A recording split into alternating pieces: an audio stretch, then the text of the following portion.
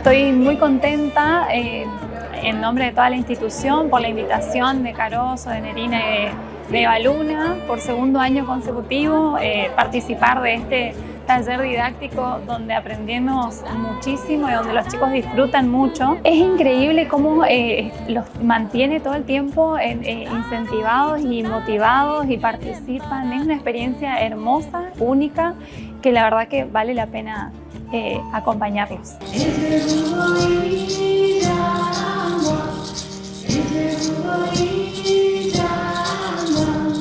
Me pareció muy bueno cuando pasaron varios chicos al escenario como a cantar o a tocar la guitarra y todo eso. Me pareció muy linda experiencia y el significado, todo me encantó. Hoy vi cómo nos contaron un poco sobre la cultura y sobre música y las danzas de los pueblos originarios.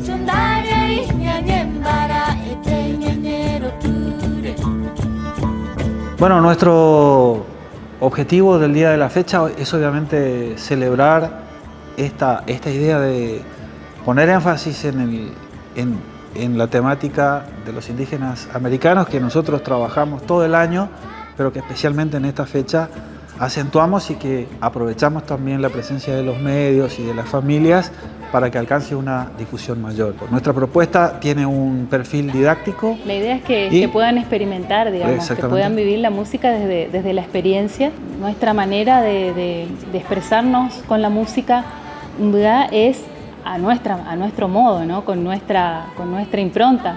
Pero bueno, la idea es justamente el recordar, hacer un reconocimiento y bueno, y expresar esa admiración y ese amor que nos produce a nosotros poder cantar y tocar en la forma musical de los Imbuda guaraníes. Esa palabra es muy importante porque desde las leyes y desde los articulados y desde todo el apoyo se habla del respeto, se habla de la inclusión, de la consideración, pero nosotros a través del arte vivimos un elemento más que es la admiración.